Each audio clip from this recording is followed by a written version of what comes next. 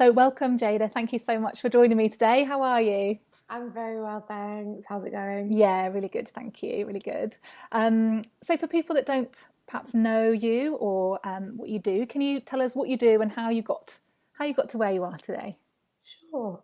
So I'm just your average girl. I was doing a master's in child psychology and accidentally fell into modeling because I was working with a lot of children and young adults that had eating disorders and body dysmorphia and low self-esteem and confidence, and realized that some of it had been triggered and stemmed from the fact that there was just a lack of diversity in the media. And at that time, Instagram had come around. So I got online and just started campaigning and putting images of myself up, showing that girls of all sizes can look and feel great. And off the back of that, I was asked to be the face of the first ever plus size show during London Fashion Week, and continued to talk about the importance of mental health and mental wellness. And parallel to that, I was signed to a modeling agency and was working as a plus size model in New York and around the world, but continued to talk about mental health. And so that then started to gain momentum, and now we're here. Brilliant. Yeah, and you're doing such amazing work. You've done things like run the marathon and Yeah. always see amazing things. Are you still running after that, or did it put you off? Oh, well, I actually sprained my ankle, which Oh, was so annoying and it was so ironic because I was giving a talk at a festival with Lululemon, and I was walking into the event and was not concentrating. I was on my phone, worried about social media. Or no, I was actually answering an email, and I buckled because I missed a step because I wasn't present, and just wanted to like hit myself in the head because I was like, why did I do oh, this? And had to go and give the talk with one shoe on, oh no. about how I ran a marathon but clearly can't walk down some stairs. Oh, So I'm currently just taking it easy. I'm just resting up my sprained ankle, but doing yoga instead. yeah, yeah, fair enough, fair enough. Rest that ankle. Yeah. I'm interested to know about how you started to work in kind of mental health and what kind of got you interested in that because you have a master's in, is it child psychotherapy? Yeah, that's right. So I think I've always had a real interest in human behavior, human psychology, what motivates us to do certain things. And growing up, I'd always worked with children. So from the age of 15, I'd worked in after school clubs or summer schools, and just really loved the environment and how you can have such an effect on young people, a positive effect. And so I guess I went on to do a degree in psychology and counseling. Um, but again, still just had a real, I just gravitated towards children because I just felt like you can really, if you get them at the right time and you can plant a little seed in their head and it can blossom into this incredible flower garden of possibilities. And so went on to specialize in child psychotherapy, particularly. Um, and just still try to integrate that with the work that I do today through modeling and through my social media platforms, where I try to share the kind of messages that I wish I had heard when I was growing up. Yeah, amazing. Because I think as children, we're so receptive to things, aren't we? And we take on board all of these messages at a young age. And it almost feels like Yeah. by the time you're in your 20s or 30s and you've got anxiety or depression or something, and it can seem as if Yeah. you've had these habits for so long with these beliefs for so long. And if we could, you know, catch that younger, Yeah. we'd have maybe a better chance of helping people to have Yeah. better mental health. Do you And I think? think most of the time it's a case of like even just coping strategies. It's we just go back to what's been ingrained into us or what our families have done and taught us previously, or what maybe our friends are doing, or even just our own subconscious defense mechanisms. And they're not always the right way of dealing with things. And if only there was like a handbook to life, or most of the time or some of the time we have really great interventions or role models like teachers or maybe certain celebrities that we look up to or voices of reason, and we try and pull pieces of what they do and take that on board to sort of cope with certain things or try and live a better life. But I think it's so easy if we don't have those to just fall back into the kind of things that we've been taught as children, Mm. and that's not necessarily the right toolkit to have. And you know, I always try to look at things that try to share the things that I've sort of picked up along the way and the toolkit I've put together for myself, and try and help other people do the same. Yeah, amazing. When you said role models there, I was just thinking about kind of the TV shows that we watched growing up. So when I was kind of I don't know, 13 or something, the OC was on. I don't know how old you are, Jada, Yeah, but yeah, the no, main I used character, Marissa, I think she's like a drug addict. She's like very, very skinny. She's like not a kind of great role model. And yet I found myself at kind of 14 or something, kind of comparing myself to this character on a TV show. And she is yeah, kind of what you want to attain somehow. And yeah, it's I mean, what do you crazy. think of that sort of thing? Do you think TV and media has a big role to play in kind of our Yeah, I mental health? think in a way we were kind of lucky when we were growing up because it was just TV. And I mean, like when I would look at it, I think one of my TV role models or show role models was like, and I always say this, was Angelina Jolie because she was a bit of a tomboy. I'm a bit of a tomboy. I really loved adventures. And when I watched her in Tomb Raider and found out she did all of her own stunts, I was like, whoa, I want to be like her. She's so cool. Yeah. And then I'd watch like the Oprah show, and I really loved the way she connected with her audience and would ask them questions and be really inclusive and also tackle really difficult issues, but ones that we all faced. Mm. Um, and so, you know, when I'm young and watching these, I didn't really think of it like that. But looking back, I was like, oh, I really love those characteristics. Whereas now I think it's hard because it's, you can find, there's just so much of everything. And online, determining, getting it all wrong. That's all right. It's like trying to configure what's real and what's not, and how authentic these characters are, and I always take it with a pinch of salt, but then sometimes find myself really engrossed in this online role model, that I have to tell myself pull back because it's a good brand or it's a strong message, but it's not wholeheartedly who they are necessarily. It's just, you know, the same way Oprah probably isn't this perfect, all-knowing woman. Like there's probably faults within that too. And so although I'm always looking at the positives, I think we should always realize that, you know, these people are human too, Mm. and take what will we want from it and what can help us to be the best version of ourselves, and appreciate them for what they are. Because I think a lot of the time when we think about role models, is this idolized perfect version, um, and then that can put a lot of pressure on ourselves to just be this perfect, all-knowing person all the time. And what I love, and some of my favorite role models are the ones that also show the other side of things. Like there's some great plus size models out there, like Sunny Turner, who, although she's a gorgeous, beautiful plus size model, she'll also put up the unflattering images and be like, this is who I am too, or this is my skin without all this makeup. And so that's kind of what I try to integrate into my work as well, when I talk about how, like, I want to be mindful or I want to practice being centered, but at the same time I'm a work in progress too, and I want my audience to come, or my fans or my followers to come on that journey with me. The same with like the marathon. Like I'm not a runner. I eat croissants when I'm doing my half marathon because that's what keeps me going, and it's not a long-term solution or sustainable, but I'm figuring it out. And I think that's more relatable and that's more approachable. And I think you can really connect with more people like that when you're just quite honest. Absolutely. Yeah.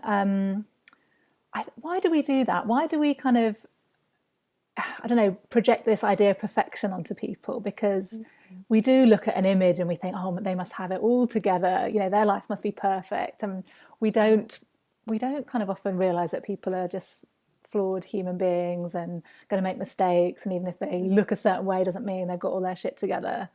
Yeah, I think it's I recently read a really great book by an author called Brene Brown, which is called The Power of Vulnerability. I don't know if you've read it, Yeah. Yeah. but It's it's amazing. brilliant, and it's like one of the ones that I always buy for my friends and hand it to them, and I'm like, you have to read this, because I think we're just scared of putting ourselves on the line and not knowing how people are going to view us, and the kind of repercussions of not having it all together all the time. And it's just so normal. And I think, again, mental health and the taboo around that is a part of that conversation too, because we don't always have our shit together. We're not always on top of the world or on top of our game or want to wake up in the morning. And I think it's knowing that other people going through that can allow us to also have the permission to feel like that too. And so I'll talk about a really good friend of mine, Bryony Gordon, who talks about mental health and who I ran the marathon with. And she does it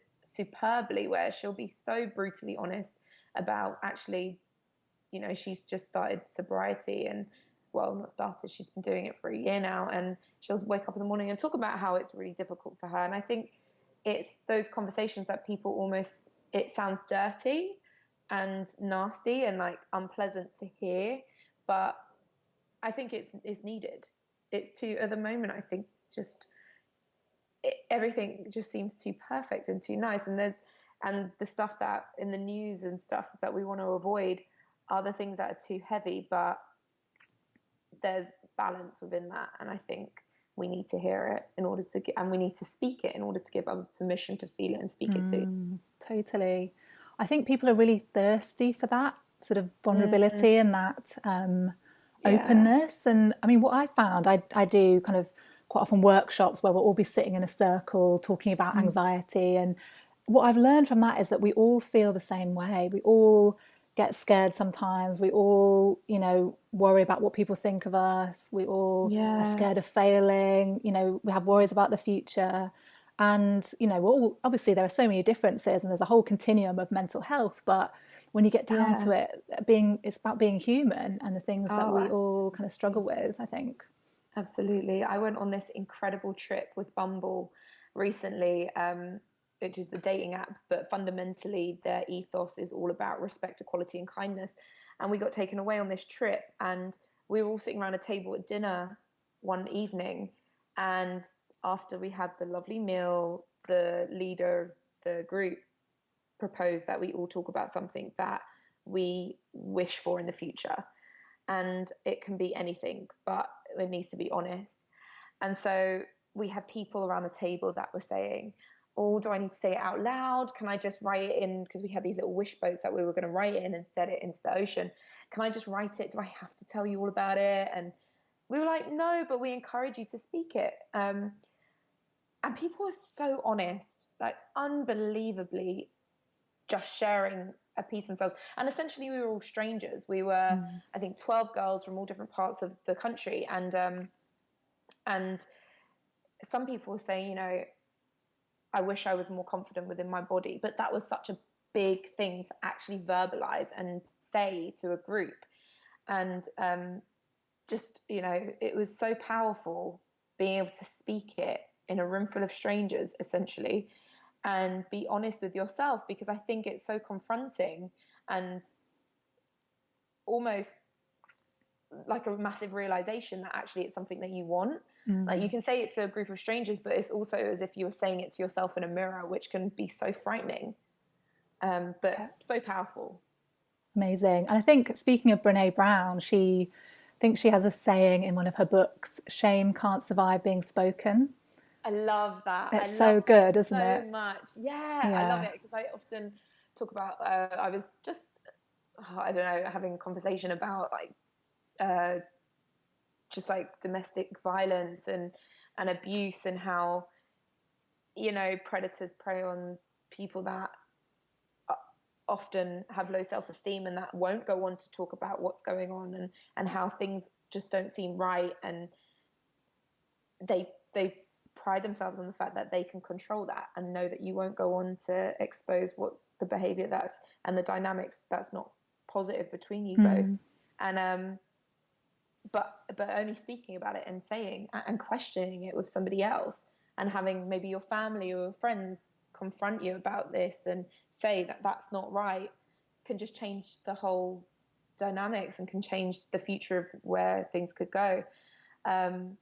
And so I was just saying how it's so powerful to just speak out and not let that shame eat you apart, because it will just become a bigger, darker hole that will be harder to crawl out from. Absolutely. I think that's part of what makes therapy so powerful, and what makes kind of, I don't know, sharing circles so powerful, that you you say the thing that you're ashamed of, or the thing that you're scared to even admit to yourself.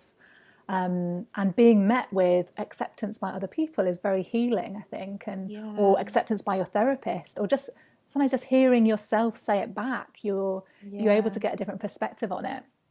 Definitely. And I imagine, if you were a child having psychotherapy, to have sort of therapy as a child, I imagine that is.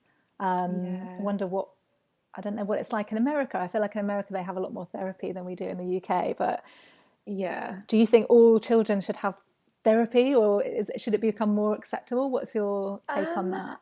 I mean, I really think that the stigma of therapy should be squashed, but I also think that the idea of therapy is something that, well, my take on it is just listening and be listened to. And I think that a lot of the time that's a skill that we can just all have with each other, and it doesn't necessarily require a certain trained therapist in order to do that. And I think that our communities and the values within the idea of a community is slowly just diminishing, which is something I want to restore, and something that I try to encompass within my work, and hope that and often I find myself with people that are like that. Like my friendship circles are very much caring, considerate, and people that would listen.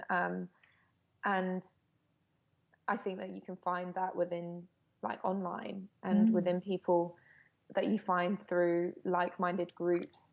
So there is a space for therapy, but I think we can also just incorporate that into our everyday lives, which isn't, if there is problems, you do sometimes need a qualified therapist, but also your friends can be there for you and your family can be there for you. And I always think as well, like if somebody's going through something, I always say to like my brother, if you ever felt some way, I want you to tell me about it. Like, you're not burdening me. I love you so much that I would want to know. And I think people often on the other end think, I don't want to put that pressure on you or whatever, but actually we're here. And it's remarkable how many people are here for you when you do want to talk about your problems. That's so true. I think I have a thing with a couple of my best friends where we ask each other how we are when we're catching up. And then I might ask my friend, now, how are you really? And then they start to open up, and then they say, actually, this is going on. I'm feeling this. And I think sometimes people don't open up on the first kind of ask, because people don't want to impose themselves on their friend, or kind of, I don't know, bring them down or something. But actually asking the question twice and saying, actually, how are you really doing? And just sort of delving a bit further often will get people to open up. And I think it's definitely worth doing that. And knowing that other people care. Breaking that cycle of actually, I do want to listen. I am present. I am here for you. Not just that stranger in the street that you're passing by and it's just a smile and a wave and I'm okay, how are you? And that common courtesy. People actually do care, and I think asking the question twice is a brilliant way of reminding people that you are there for them. You mentioned about I don't know, like a handbook for life. But if you were going to sort of give advice to a young person who's just kind of developing their mindset and maybe feeling overwhelmed, what advice would you give them? What would you say to them, or how would you reassure them, do you think? Oh God, I could be here forever. 3 hours. You've got 3 hours to tell me. I just think just be confident in your decision, and talk to yourself as if you were talking to your future child. That always really helps me. Like sometimes the way I will talk to myself in a mirror, or I'd wake up and think, I can't do this. It's like, actually, if my future daughter came to me and said, I just look disgusting today, or I'm ugly or something, I'd say, no, you're not. You're beautiful. And it's sometimes nurturing our inner child that is really helpful, because you know what's right and what's wrong, and what's right to say and what's not appropriate. Also, I'd say look at who's in your boat, in your inner circle, in your immediate kind of world, and if they're not serving you, or if it's not healthy for you, let that relationship go. It's better to be on your own and be okay in your own company than to have people that are of a detriment or are toxic around you, and you just have them there for company's sake. Because, you know, a lot of the time when you're a kid, you can just grow up and have these social circles that aren't great for you, but you're there because you don't want to be a weirdo that goes to the library by themselves or whatever. But actually, you know, that doesn't matter, because the right people will step into your life, and you need to make space for that. So yeah. And also I think, because one of my nieces just went through her GCSEs and got her results back, that do your best, but also it's not the end of the world if you don't get what you want. You know, you don't put so much pressure on these numbers. They don't define you, and you know, you have so much more to offer than just these curriculum grades. And just nurture what you love. Yeah, because sometimes we can get so overwhelmed with, like, I remember when I was a kid, just the grades and the pressures of pleasing family or just trying to be perfect all the time. And it's just, it doesn't really matter that much. I've got a degree and a master's, and I'm not really doing anything with it at the moment. And when I was younger, I definitely didn't know that that's what I wanted to do. I didn't have it all figured out at 14, and I just don't think you do. So don't put that pressure on yourself. I love those tips. It's so true, isn't it? GCSEs at the time seemed like such a big deal, but then you get to 32 and no one cares what GCSEs you got. And I don't use my degree for what I'm doing now. I studied nutrition. So it's not as big a deal as it seems at the time. I think that can be applied to a lot of things. Oh yeah, absolutely. I wanted to ask you about rejection and kind of fear of failure and things, because I don't know if you often hear about models experiencing rejection, that sort of thing. And I've been thinking about it a lot, because I learned recently that rejection affects the same kind of neural pathways as physical pain, and that's why it kind of hurts so much. It's almost affects us in the same way as a physical kind of affliction. So I don't know if you have experienced anything around rejection, how you handle it, you know, what your take on that is. Yeah, it's interesting that you say it connects to physical pain, because I remember reading up it was a study on mice and how this relates to breakups. And so you can take, when you're in a relationship with someone, like a really connected relationship, when you break up, it can almost feel like a death and a part of you has died. And when there was a study with mice that were with their mother 24/7, they would develop very healthily. And yet when they took the mother away but gave them, say, the light that they needed, or the warmth that they needed, and it was all artificial, and like the food that they needed at a certain time, but took it everything else away, but just gave them, say, the food at the certain time that they needed it. Actually, although they were getting all their needs met, it still wasn't having that full thing available to them. So they didn't develop as well. And actually, I think some of them died. And it was just a really interesting study to show that you can't have this man-made love. You can't have something that all your needs are met by. I don't know, maybe you get that gratification from work and you're eating well. You need something that's wholehearted and real. And when you don't have it, you don't develop as well. So that's really interesting. In regards to rejection, I mean, I think the older I get, the less I care about it. But I think that's because you go through rejection and the fear of it the same way you can go through, say, a breakup, and you realize that actually I come out of this and I can get through it. The clouds will pass. You've learned so much about the situation, what you're capable of, how resilient you really actually are, which can be scary when you first go into it, because you don't know what is coming. It's so unknown, and you don't know how you're going to react. But I think the older you get, those kind of things can matter less, I'd say, in my experience so far. Yeah, I think you're so right about kind of learning from experiences and knowing that you can get through it and handle it. I've had a few friends go through kind of big breakups recently, and, you know, they've been able to, you know, come out the other side, even though they felt like, you know, it was like someone died, you know, a few kind of breaking up with someone that you've been with for 10 years or something. Yeah. As kind of a grief period, but at the end of it, learning how strong they are and how they can get through things, and it gives you a lot of confidence. So yeah, definitely. so I think trying to hold on to that idea, if you're scared of getting rejected, that you're going to get through it and you're going to come out stronger the other side. Yeah.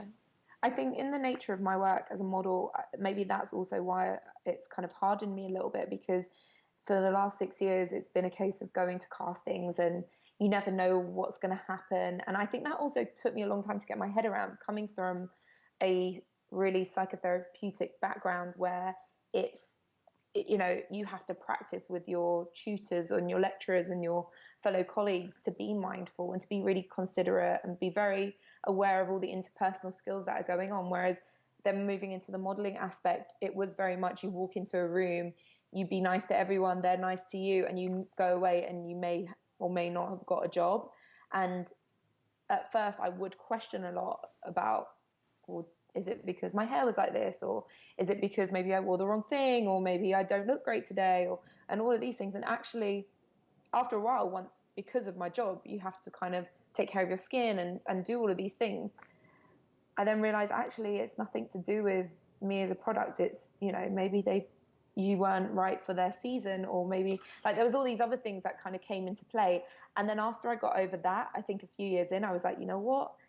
It is what it is. This is who I am. And it took me a while to get there, but I just thought, you know what, this is who I am. And if it's something, if I get the job from being a size 16 and with brown hair and looking the way I am, then that's great. And if I don't, then that's fine too, because it's out of my control. And I think a lot of the time it helps to realize that someone else's opinion isn't something that you can control, and you need to let them come to their own conclusion on that, and just be okay with that, and just look at the things that are within your control. And when you do think like that, it actually feels like you've released a lot, you've let a lot go, because you're not burdened by trying to please everyone and trying to get affirmation from other people. You can do it for yourself. I love that idea of remembering that we can't control what other people think of us. I think that's such a powerful thing to remember, because if you're trying to be, I don't know, perfect in the eyes of everyone, you'd have to be 7 billion different people. I think, and that's completely impossible. You're never gonna be able to please everyone, and that sounds such a that's such a good point, because I would always say, if I had to please everybody, I would become such a watered down, diluted version of who I am. And I wouldn't even know what I even stood for, let alone what I wanted to dress like, or who I cared about, or what I cared about. And I just always think, if you stand for nothing, you have to stand for something. If you don't, then you stand for nothing. And that's quite a scary place for me to be, because then it's like, who are you? You don't know who you are. So you just have to have confidence in knowing that the right people will come to you that are for you, and who you are right now is perfect the way it is. Yeah, that's beautiful. I remember reading something recently about how you should go on Amazon and find your favorite author and read the reviews, and realize that some people hate that author or hate that book that's your favorite book. And even though, it might be the best book in the world, there's still going to be some people that it just wasn't for them. And it can just remind you that actually, nothing is going to please everyone all the time, and you just got to be yourself and do your best. It's so true. It's so true. And you have to have confidence in what you love and your opinion. It's, some of the films that I've watched, and I've been like, whoa, that was such a cool film. Like, I left feeling so energized and inspired by it. And then you go on somewhere like Rotten Tomatoes, and it's had like 2.5 out of 10. And you're like, how? And you're like, no, I'm going to walk away, and I'm still going to hold the idea in my head that it was perfect. And I think people remember, how you make them feel, not what you say or do. And that's what's important to me. So true. Yeah. What about body positivity? Because I feel like that's still a massive topic, isn't it? And yet I feel like it's the kind of the essence of it has been a bit lost. I don't know what your thoughts on. I mean, how do you define kind of body positivity, and what's your opinion on where it's going at the moment? I feel like it's evolved so much since I started talking about it almost 7 years ago. Body positivity then was very much about including women that were alienated from society, that were like a size 20 upwards, and that we would never see on the front cover of any magazine. Recently, Tess Holliday was on the cover of, I think, Glamour or Cosmo. Yeah. And that was revolutionary and incredible. And I think it gave permission for other girls that may be underrepresented or larger to feel okay with who they are. And I think that's important because, you know, if you don't see yourself represented, then you almost feel that you're a monster and you're an alien and you shouldn't, you know, you're not worth that representation. So I feel like body diversity back then was all about that. Now I think it's evolved into loads of different things, from, you know, loving stretch marks and spots and all those imperfections, to loving, you know, your body after having a child. It's just, there's so many different avenues that's kind of come off of that.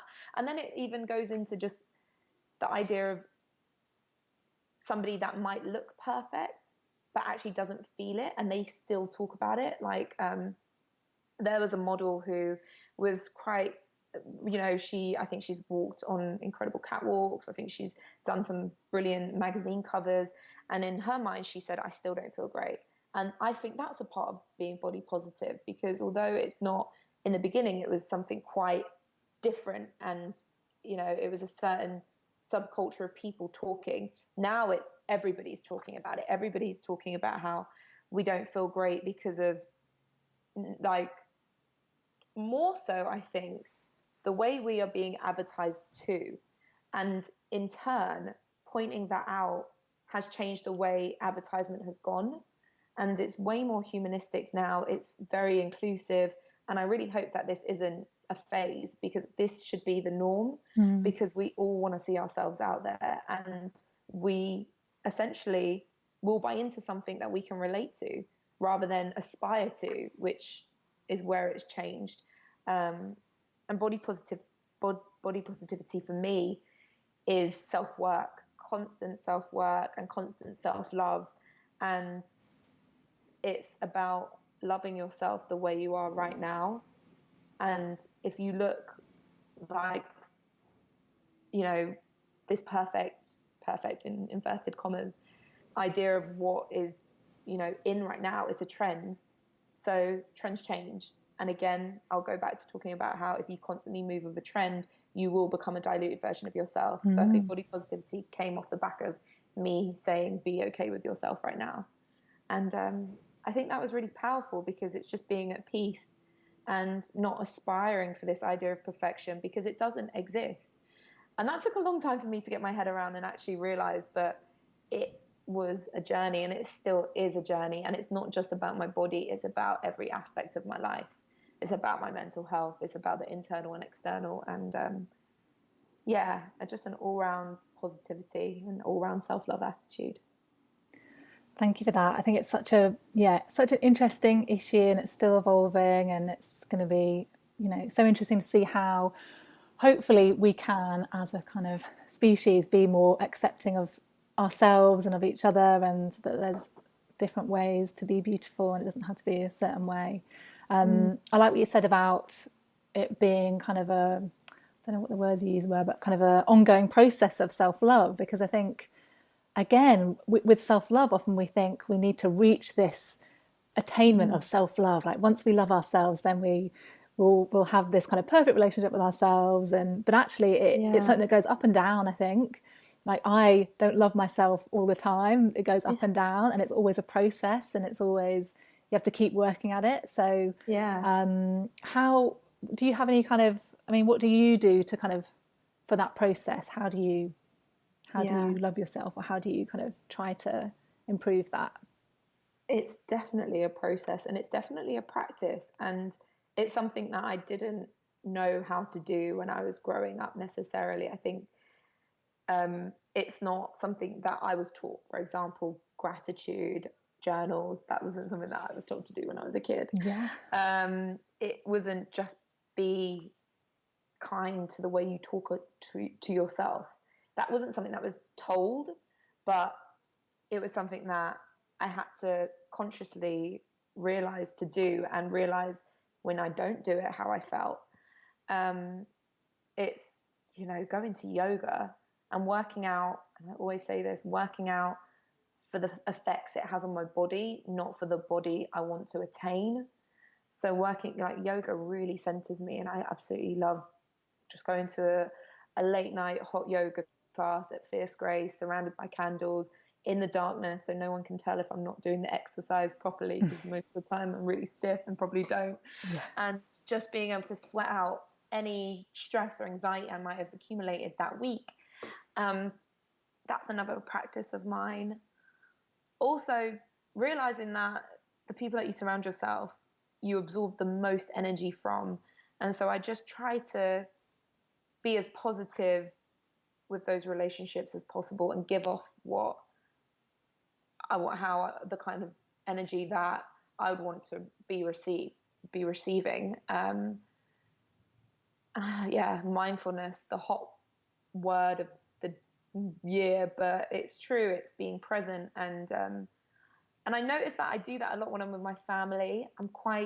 When I've got a group of my family or my nieces and nephews around, we're just there, we're in the moment, and we're not chatting about anything particular, but we're laughing. And I remember when I sprained my ankle and everyone came over, and my mum was cooking and my nieces were talking about something, and my sister was laughing about something else, and I was like, I'm just present, I'm in the moment, and there's nowhere else I'd want to be at that point. And it just gave me that really comforting sense of relaxation, which doesn't always happen. Sometimes when you're with your family, it can be really chaotic and you just want to check out. But at that moment, that's what mindfulness was for me. Just being there, and going for a run really helps. Just plugging in my headphones, not giving myself a time or a pace that I need to be running on, just going with it. And it feels quite meditative to just be running along, and then coming back. A lot of the time, the problems that I had in the beginning kind of diffused and have been sweated out. Yeah. There's some of my practice. Even just having a hot bath, it could be as simple as that. If you're not into fitness, a hot bubble bath with a dim light, and all of these things are. There was a really good saying that I read recently. Was something along the lines of, the most important person is who you are when you're by yourself, and who are you in that space, and how do you feel, and that's like a little bit of self-love, just having that bath, running that bath for yourself, doing your nails, putting in a hair mask. It's what you can do for you, the same way that it's what you say to you can have an effect. And all of these things really go unnoticed, I think, a lot of the time. Like, we don't realize how powerful they really are until you write a list of all the things that you've done for yourself this week, or the list of things that you haven't done. And I think that's when it can all pile up, when actually you haven't done anything for yourself. Jada Pinkett gave an incredible speech about how self-love isn't selfish, and how she needs to look after herself in order to be the best version for her children. And I remember watching that, just like nodding frantically, because I was like, this is so true. Because you have to fill up your own cup before you can fill up anyone else's. I love those ideas. Thanks for that. I reckon for people listening, this could be a bit of a challenge for people to try to reflect back on the week that you've had, and to think about, what have you done for yourself, and to recognize if there are days where you've just been so busy you haven't had a lunch break, or you've overcommitted yourself in the evening, and maybe try to schedule some things in for the next week, and to kind of review it. I think that is the challenge that we're going to be setting. It's so hard. It really is. But it's so important. It's the same, and it's so important for your mental well-being. It's the same way you'll go to the gym, and you'll make that a priority. Or, you know what, you'd make a priority that you would make other people happy, and you, I don't know, pack, you'd make it all, your uniform for your little kid all nice and organized, or, you'd make sure your partner or whatever came home and had a nice dinner, and all of these kind of ideas. But it's, it's not selfish to look after yourself. And it can just be the little thing of, I want to read my book 10 minutes before bed. I'm going to do that for myself. Or I'm just going to go to bed early tonight because I never sleep. And all of these things are things that I often have to remind myself to do. But I think before it was having that permission to do it, knowing that it was okay to do it. That was the big thing to get my head around. Actually, I need to do more of this for myself. And that's not selfish. It's not, there's no praise in being a martyr for everybody and just putting everyone before yourself or your family and friends and whatnot. You have to do that for yourself too. Yeah, absolutely. And I think, what happens when you don't look after yourself is you burn out, or you get really resentful if you're constantly doing things for other people. And at some point you're going to explode. It's only normal. So it is actually better for everyone if we just take care of ourselves first. Yeah, and it's okay to do that. It's okay. You have to. I had my first bath of the season last night. I was so happy. I was putting literally everything in there. I put like 5 different oils and Epsom salts. I was like, right, I'm going to really go for it. And it was so good. Oh, wicked. That sounds, I want a bath now. Yeah, that sounds so good. Oh, well, I've loved talking to you. Thank you so much for all that you've shared and for being so lovely. And I love following you on Instagram and the positive message that you're always sharing, and what an amazing role model you are. So thanks for everything that you do. Thank you for inviting me. Chloe, you're the greatest. Can you tell us where people can find out more about you and anything else that you're kind of up to at the moment? You can find me on Twitter or Instagram at Jada Sezer, Jadasezer. I'm actually working on a podcast myself. So Chloe, I'm going to need all your great tips and tricks on how you do it and make it seem so seamless. And that should be coming out, due to be released at the end of October. So keep your eyes peeled. And just trying to work on that self-love and how it's a constant journey, and just continue to share that journey with everybody else. Amazing. And do you have a name for the podcast yet? Is it? It's finalized? Okay. But it will be announced. It'll be everywhere. I'll be spamming you all. Perfect. Sounds good to me. Well, thank you so much. And hopefully see you soon. You too. Take care. Enjoy those baths. Thank you. Yeah, you too. Bye-bye.